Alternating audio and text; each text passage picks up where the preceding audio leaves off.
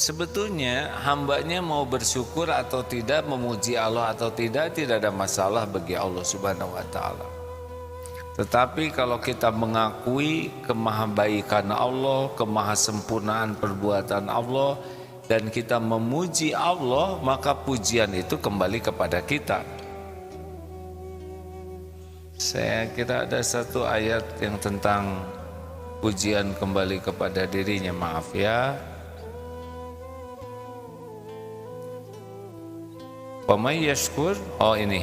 Wa may yashkur fa innama yashkuru li nafsih. Dan barang siapa wa may yashkur fa innama yashkuru li nafsih. Dan barang siapa yang bersyukur kepada Allah, maka sesungguhnya ia bersyukur untuk dirinya sendiri. Jadi ketika kita memuji Allah, yang paling beruntung itu adalah ya diri sendiri.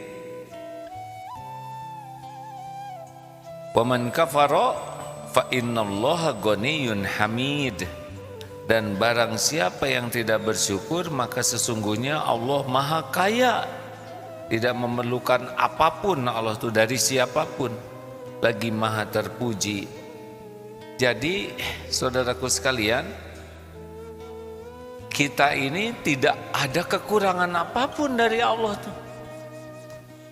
Yang membuat kita menderita bukan kurang karunia, yang membuat kita menderita pasti karena kurang bersyukur. Ini sambil duduk begini ya, tidak ternilai karunia yang Allah berikan. Bisa duduk saja nikmat ini. Berapa banyak yang tidak bisa duduk? Nafas itu nikmat. Sudah tahu kan penderitaan orang yang pakai ventilator, betapa susah nafas. Ngangguk itu nikmat.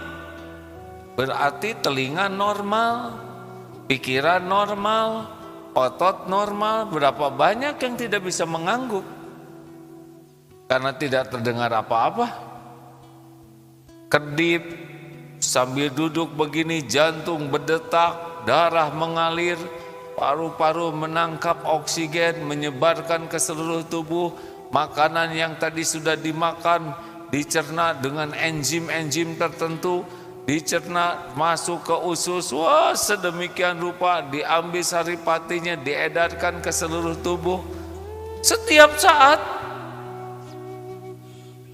tanpa kita sadari sama sekali. Kalau kita harus meminta kepada Allah repot sekali, karena bahkan kita tidak tahu apa keperluan kita untuk tubuh kita ini. Benar? Jadi kalau kita sengsara pasti namanya salfok, salah fokus. Fokusnya hanya kepada keinginan, bukan kepada apa yang Allah sudah berikan. Atau kurfok, kurang fokus, lama-lama gaplok, hadirin, gagal fokus ya.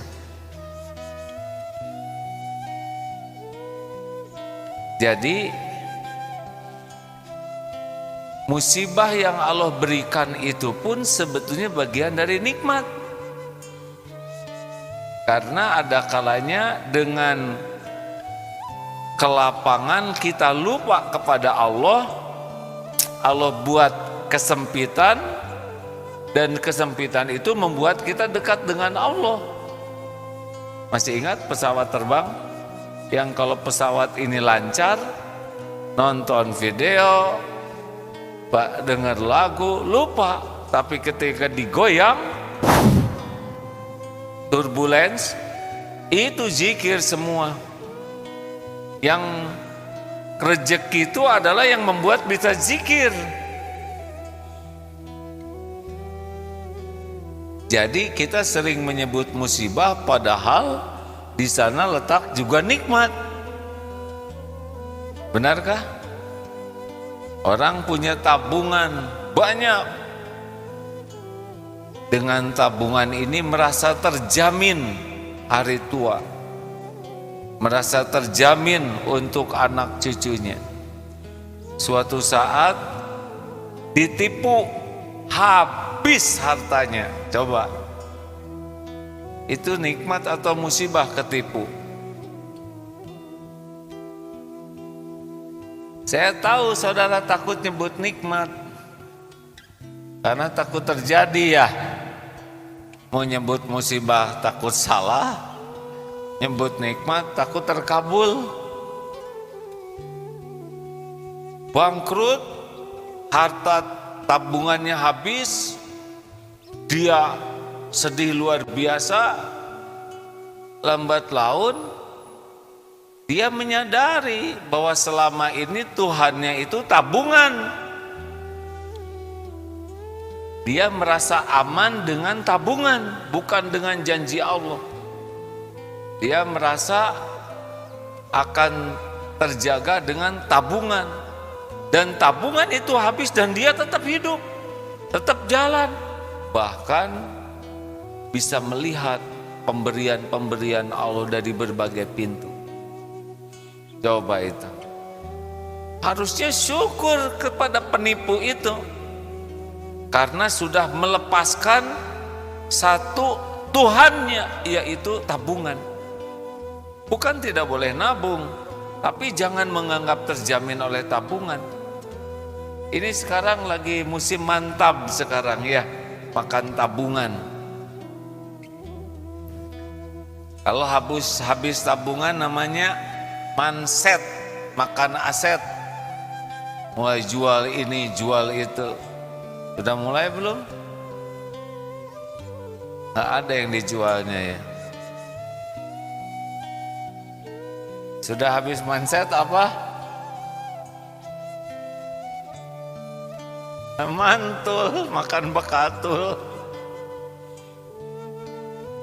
Sudah itu nanti kalau belum waktunya mati, matang. Makan utang. Tapi nanti ada yang ngutangin ke kita. Kalau gerakan orang, ya sudah pakai aja uang saya ini, gitu.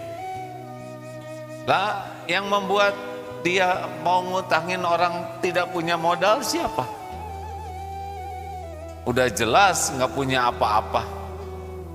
Nanti lama-lama yang ngutangin teh nggak tega, udahlah halal gitu.